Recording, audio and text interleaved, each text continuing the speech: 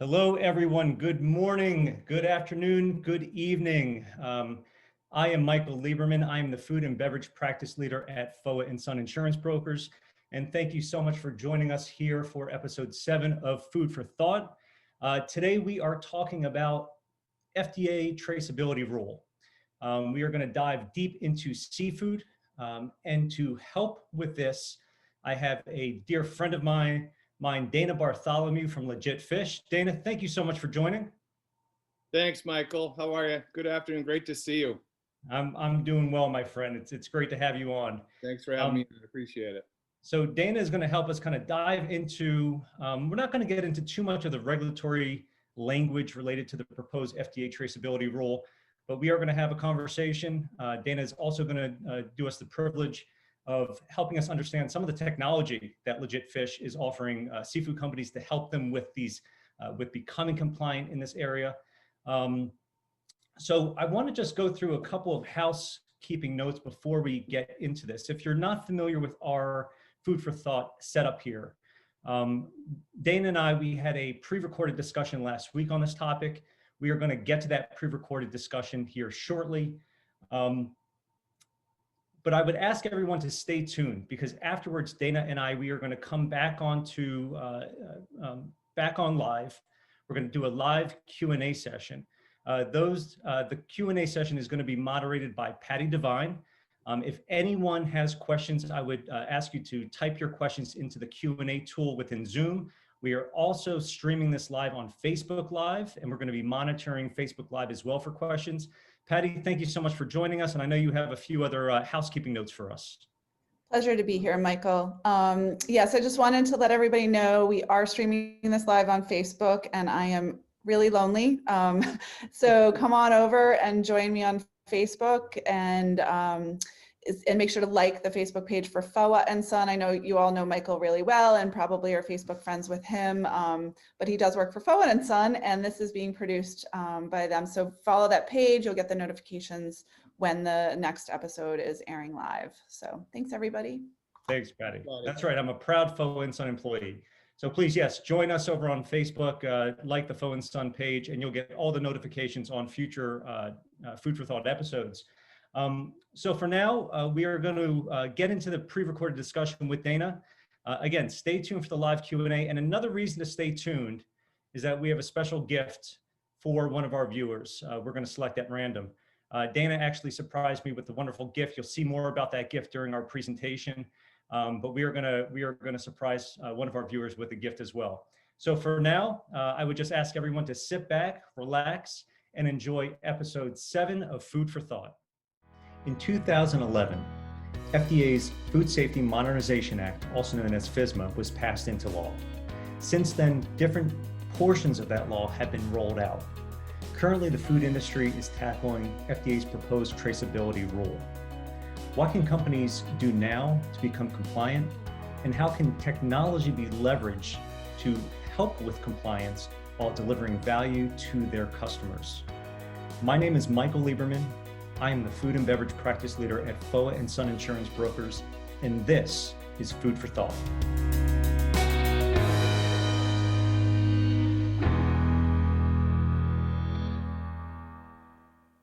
It's been a tradition here on Food for Thought to surprise our guest with a gift. Not this time. Our guest, Dana Bartholomew, wanted to surprise me with a gift.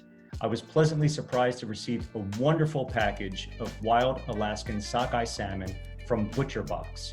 You'll see more on this a little later on during today's episode. A big thank you to ButcherBox.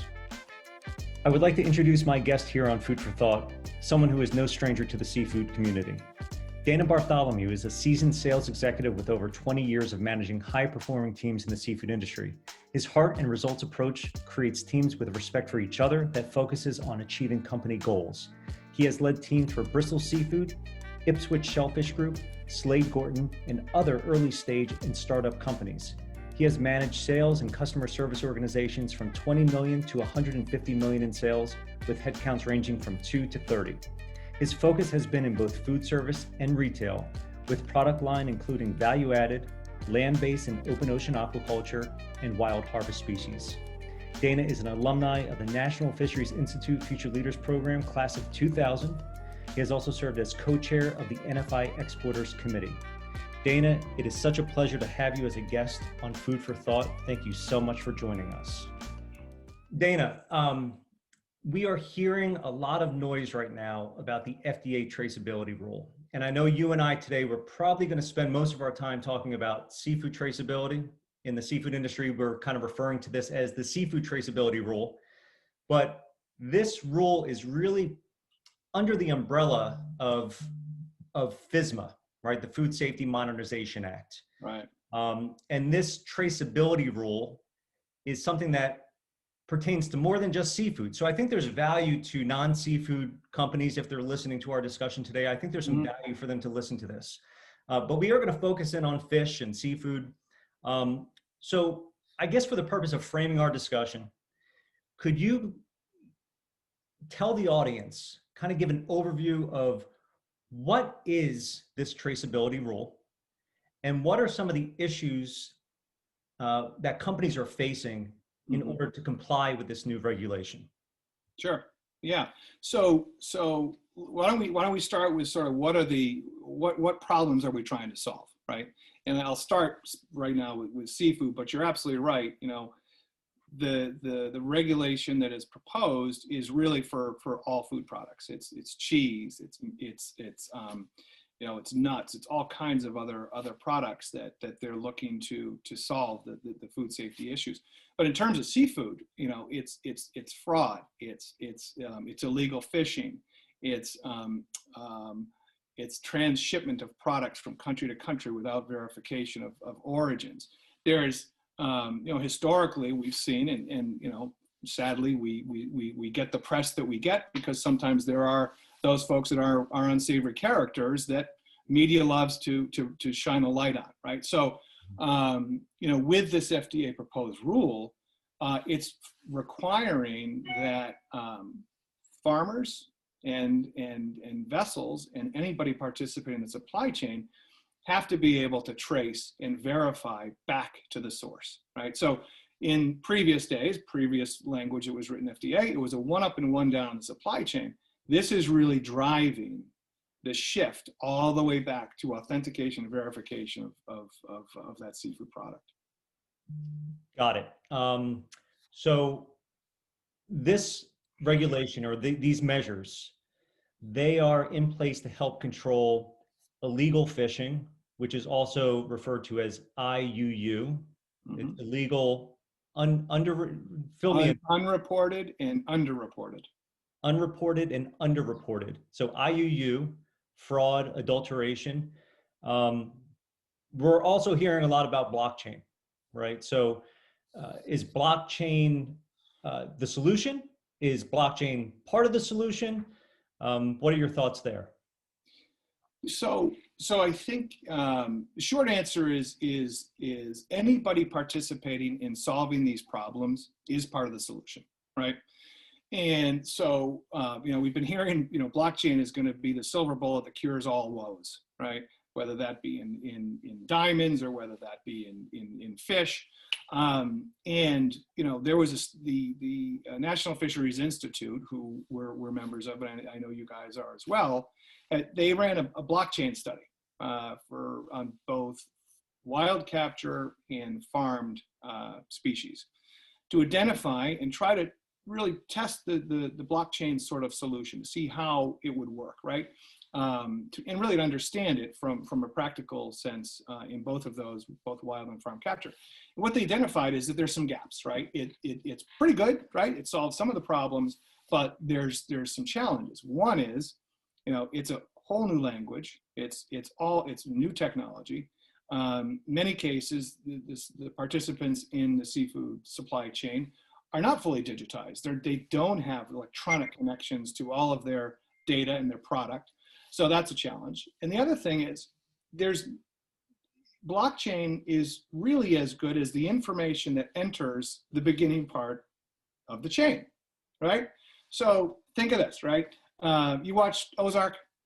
I sure do. I'm ready for season 4. Is it season 4 coming out, right? Season 4. I just finished the last episode. What a great finish to season 3, right? It's an amazing series. So I digress. But anyway, Jason Bateman is amazing. He really is. Great actor. Incredible, right? So So back to the blockchain. Navarro cartel uses a bank, okay? You and I both use a bank, right? I know where my money's coming from. You know where your money's coming from, right? And I know the origins of my money. You can actually see where that money's coming from if you were to look, right? With Navarro, you don't really know. Right. So how do you authenticate and verify the origins of any product that's going to enter that blockchain solution? Because blockchain is defined by Merriam-Webster. I will read this because I wasn't going to have to memorize it. It's You're allowed to read. am I allowed to? Good. A digital database containing information, okay, such as records and financial transactions that can be simultaneously used and shared within a large, decentralized, publicly accessible network, okay? Doesn't say anything about verifying what is in there. It's just a super secure way to share data with your participants. So once information goes in, and that information could be not the correct information, right? Yeah, mistakes happen. But once it's in the system, it can't be altered. That's right. But it all depends on who's putting that information in, and is that verified information. That's right. Where it can go wrong. Got it. That's right.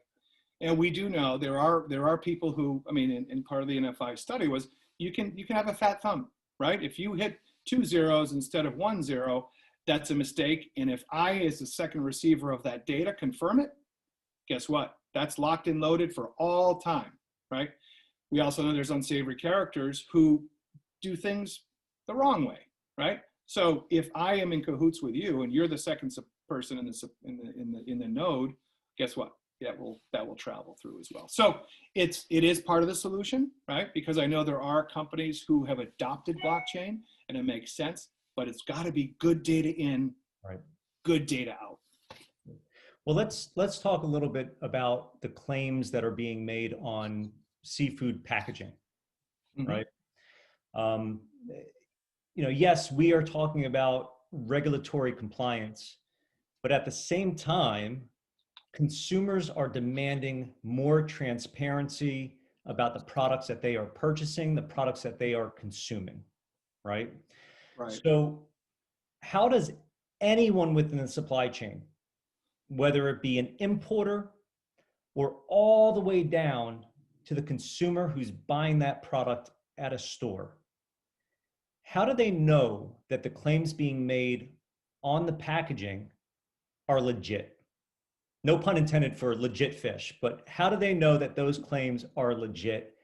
And what are some of the examples of the claims that are being made on seafood packaging that need to have some, not some level, but need to be verified? Mm. Yeah, that's a great question, Michael. And quite honestly, if unless you have, the short answer is you don't really know. Okay. And what happens is in many cases, suppliers and customers rely on each other for honesty and integrity to do the right thing. Okay. And that's part of business, right? I mean, we've been in this business long enough. We kind of know the good players, right? We know the players who might not, kind of maybe are in the gray area. We know those that are doing the wrong things because it's very easy to see. But what really needs to happen is through tools like Legit Fish and others is implementing and applying the technology and the rigor of the verification and authentication of source and data and facts that then reside and flow with that product through the supply chain. So we're one solution, right, that is authenticating and verifying that data by connecting vessel to first receiver, then to government record, verifying that they all tie, then to primary processor, checking mass balance to make sure that the product, 100,000 pounds, actually equals 100,000 pounds. And then from there, tying and bundling that product so it enters the supply chain, right? So without a true digital connection to the source, it's very hard to tell. So when thinking about traceability, the old guard is, as you mentioned previously, one up, one back, right? That's the old way of thinking. Yep. Based on what you're telling me, there's absolutely a new sheriff in town. There needs to be a new way of thinking. It's got to go much deeper than just one forward, one back. And that may sound like a lot of work to seafood executives. Mm-hmm. So maybe to put this in the best light, what's the benefit of spending time in going deeper, right? Yeah. What's the benefit of doing this? How can it de-risk operations?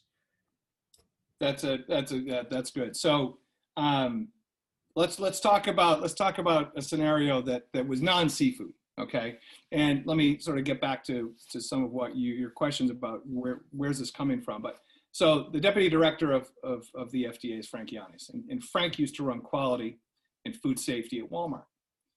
And the impetus sort of for this new, of course, he's one person in a very large organization, but he had a specific experience. Remember back, this is probably 3-4 years ago, when you could get no romaine lettuce at your Chipotle. You had no romaine lettuce in all your retailers, and it was completely off everybody's shelves for weeks. I mean, this was like weeks. It was the widespread regulatory advisory not to eat romaine because they couldn't pinpoint where the contamination was coming from. They just believed it was romaine. Couldn't even identify a region, right? Exactly right. So during the trials and during the work that Frank had done at Walmart, they did a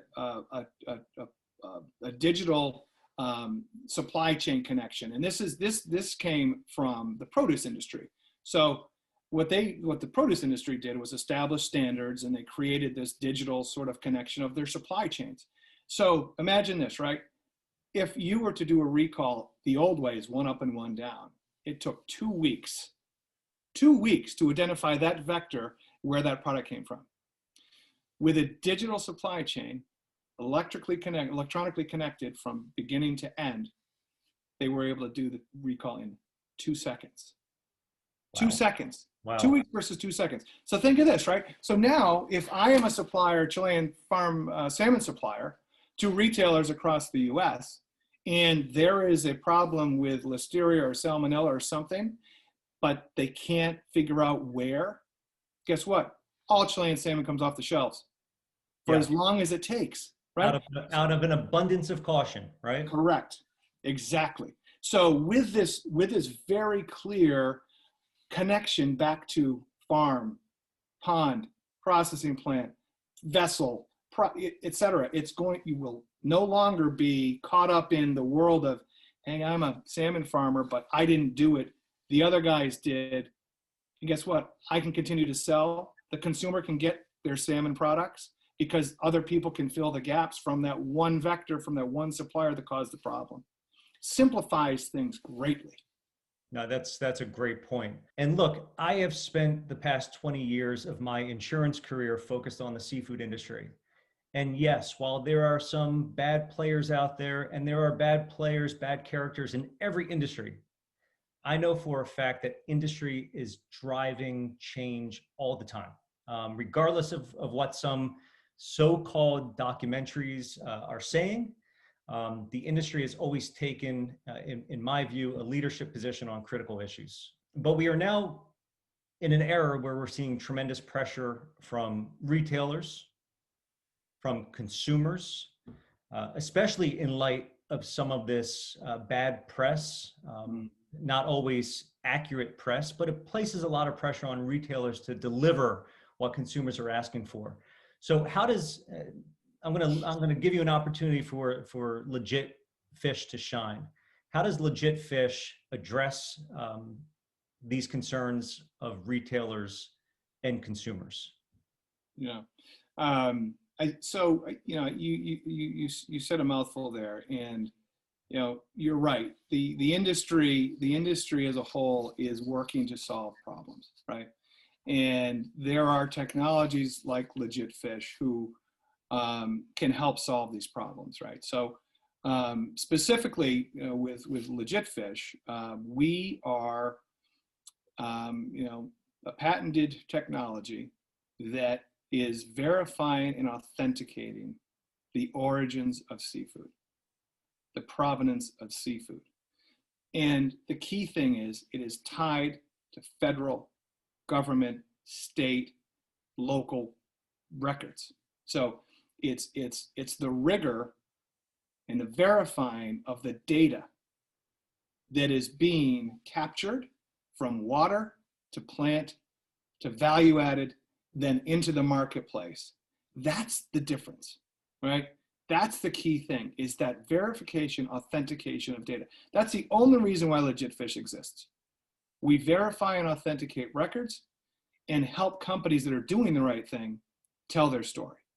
That's the key thing for us. And in fact, we have a clip, I believe, of you demonstrating how consumers at home can use this technology. Exactly. Yeah. Right?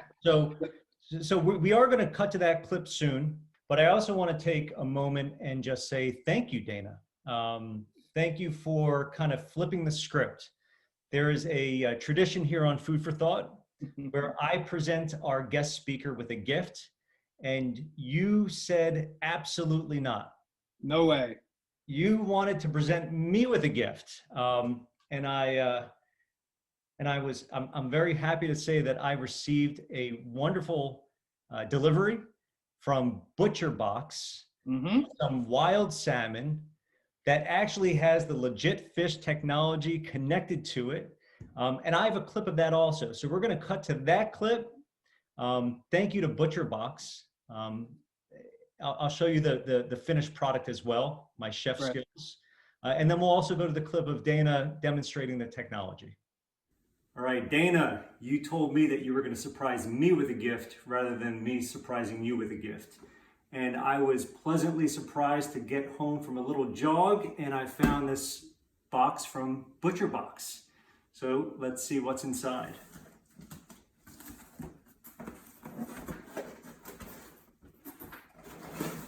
It is nice and cold. That's a good thing. Plenty of dry ice.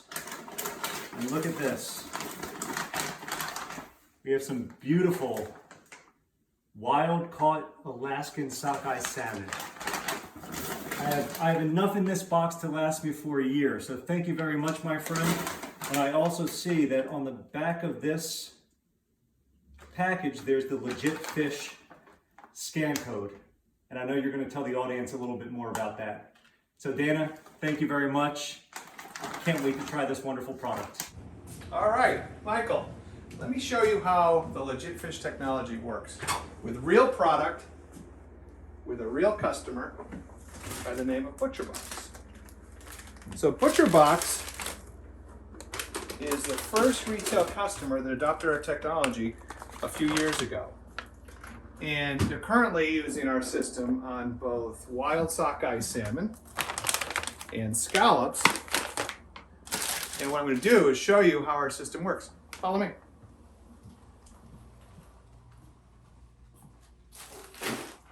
So you can see on the packages, we have our Legit Fish basic data, both here and here.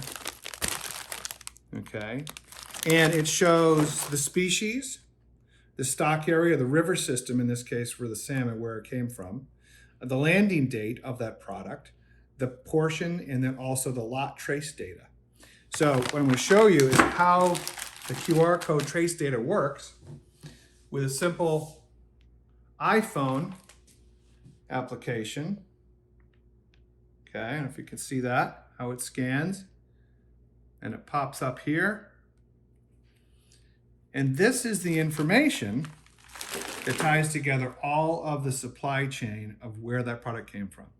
So it was fished in the channel, it's a channel scallop, 1020, landed on December 15th, 2020. The vessel was Ocean Leader, landed in the port of New Bedford, and the fishing stock area is Georges Bank. So if you were to do the same thing with salmon, it would show the river system, it would show the vessels or the tender, and all that same information.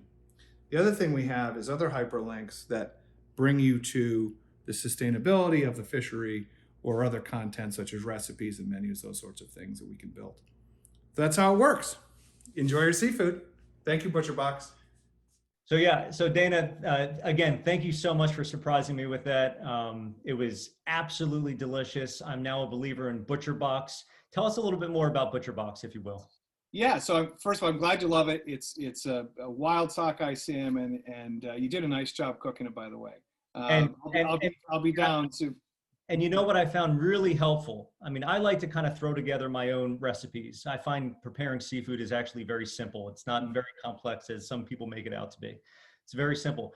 But I really enjoyed the recipes that ButcherBox makes available to their customers.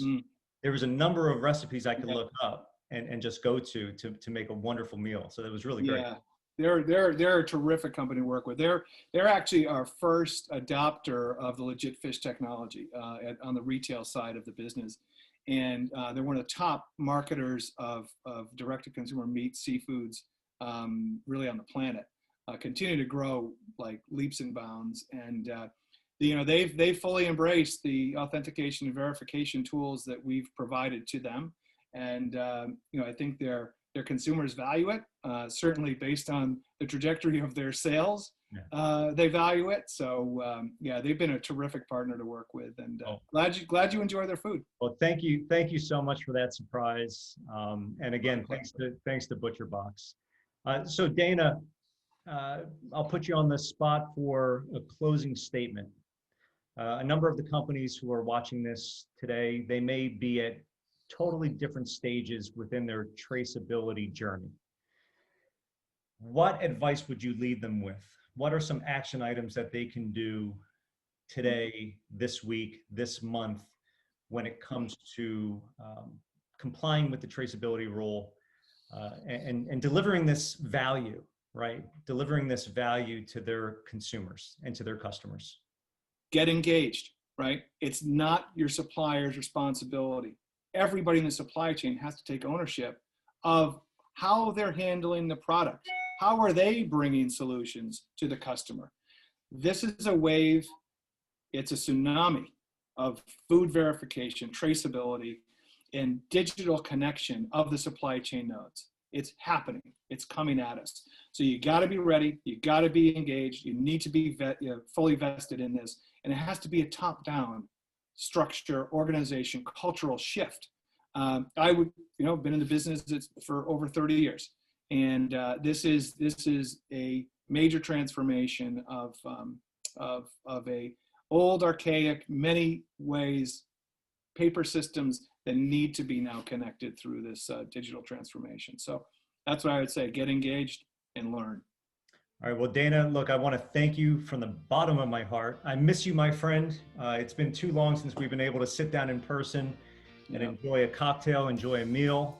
But I just— That'll come soon, I hope. Soon. It's unfortunate that we just heard that the Boston Seafood Show, or Seafood Expo North America, as the formal name, which was kind of pushed to July, was canceled. So it looks like we're going to be waiting until March of 2022 to get back to another seafood show.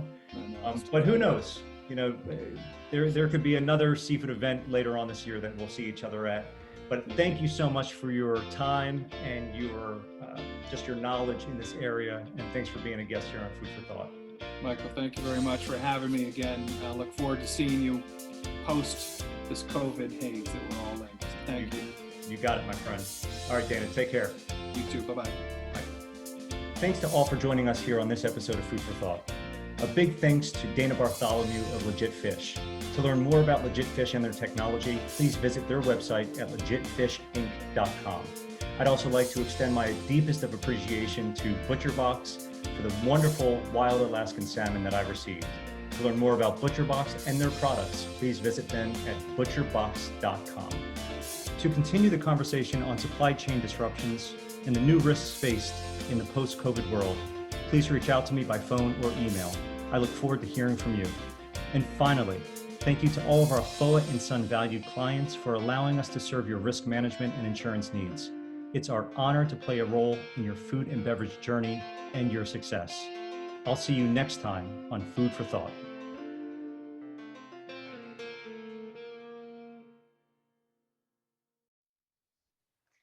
You know, Dan, I just noticed, this is the first time I watched our discussion, and they cut my cooking skills out of the edited version. Did you burn the fish, Michael? And what happened? No, I mean, you saw the picture that I sent you, but for some reason, and I will not be silenced. I mean, I don't know if everyone see it. It turned out beautiful. So Patty and Ed, I don't know why you cut it out of the final version, but nonetheless, it was wonderful. Thanks, Dana, for that surprise. Now, let's get into the Q&A. I want to be respectful of everyone's time. Patty Devine, if you could come join us. I don't know if any questions came through, but I turn it over to you. And sure, we've got a couple. So we've got a listener, a watcher, I guess. They're saying, they understand the concept of legit fish, but exactly what is the process to verify those claims? What do you do to verify? Yeah, good question. So at the heart of the legit fish technology, it's a patented process, right? But what we do is we're authenticating and verifying data, right? So we are accessing data from the vessel landing information, which is reported. Then we're connecting that to the first receiver, which is also reported into an entity, right? Government entity. So we have access to that information, right? And we're validating both of those sets of data to then confirm, authenticate, and then from there it moves into the next receiver or potentially into a freezer. So we are following the fish as it goes from boat to receiver, receiver to second or third person, could be a freezer, could be a secondary processor, and we're accessing all of those data sets to make sure that they all tie and are confirmed, right? That's basically how we're doing it, is through technology and through a lot of rigor and the patented technology on the backside of our system. And I think what you said there, Dana, is very important for, for our viewers who are looking into the proposed FDA traceability rule. They talk about these critical junctures within the supply chain. Yeah. Right? Critical points.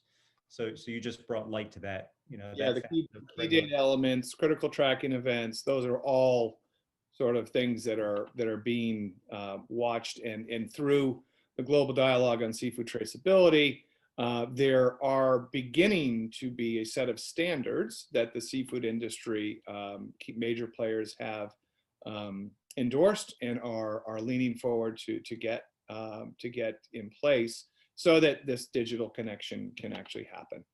Got it. Yeah, the industry is doing a lot of heavy lifting right now. Excellent. Thank you so much, Dana. So this is from the tough crowd over at FOA and Son. They're aware of that Walmart is engaged with IBM to improve food safety, and are curious how Legit Fish kind of plugs into this solution. Yeah, that's a crowd, the tough crowd. That's a tough crowd. They're asking the hard questions.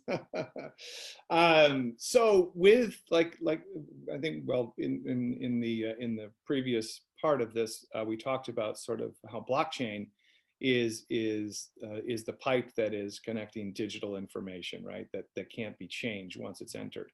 And with produce, with agriculture products, you have a field, and that farmer can enter information that can be entered into a device, and you can verify and connect all of those pieces of the supply chain, right? It's real, here's the GPS coordinates, it's tangible, it's very doable. One of the challenges we face in seafood is, where did that fish originate, right?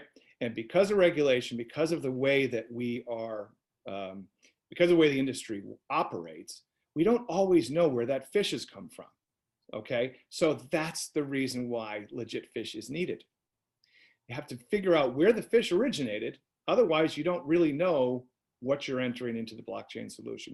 You're assuming that it's not IUU. You're assuming that it's harvested properly. You're assuming that it's a species that is supposed to be. So you have to be able to verify that first. the beauty of Legit Fish is we're completely blockchain agnostic. We will work with any blockchain solution. Our technology communicates, digitally with any blockchain solution as those bubble up and people adopt different systems. So my tech guys love it when I say, oh, it's plug and play. It's very simple, right? It's simple for me to say, but our tech guys are the ones that are doing the heavy lifting. But basically, we work very seamlessly with many and all of those blockchain solutions, including IBM. Really cool, thank you. So we have one last question, unless anybody else has anything they want to put in the Q&A. But a large retailer is asking they love the service and they have their own brands. So can Legit Fish be integrated with the existing supply base and products? Yeah, so we're currently working with some private label packers of product, working with their suppliers, and we have the ability to integrate with any and all of their suppliers. So there's many companies that today are using QR codes or using information that's fairly robust, and with our systems we're able to integrate and work with them. So short answer is yes. What we would do is we would engage with them, share with them sort of the work that we do behind the scenes, the technology connections, and then engage their supply base and work with them to bring it to marketplace. So yeah, we can do that. Dana, you made my job here on this Q&A very easy. I got to sit back and just relax and listen to you. Happy to help, Michael. All right. Well, look, as I mentioned at the beginning of our episode here, it's always been a tradition for me to give a gift to our speaker. Dana, you wouldn't have that. I received the gift, but I need to give something away, right? So we do want to, we're talking about risk management issues and traceability, heavy topics, but we have found that through all of these episodes of Food for Thought, we are celebrating food, right? I mean, we are celebrating food. From my first episode where Harbor Seafood got to show their pasteurized crab meat, through a delivery of stuffed shells from Fresh Direct to one of our guest speakers, to now this wonderful shipment of wild sockeye salmon that I got from Butcher Box. We're celebrating food. So we do want to select one lucky viewer.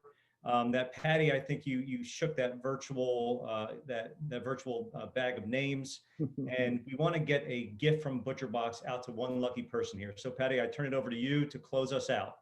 Great. I'm going to just warn you guys, I will choose the winner now because I know everybody's holding their breath, but Jenny Davis does have a question, one last question she snuck in here. So I have shaken the virtual hat and Todd went, and you're still here. That's exciting.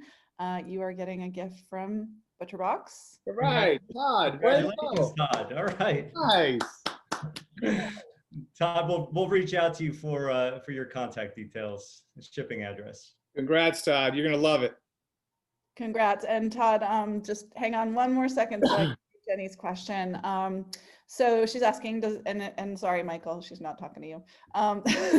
Does Legit Fish have offices overseas? And are you working together with organizations like GAA, now GSA, to improve technology in remote areas? Yeah, thanks, Jenny. So we are expanding overseas. We're actually in dialogues with a number of folks in Central and South America. We're talking with folks in Mexico too, in shrimp.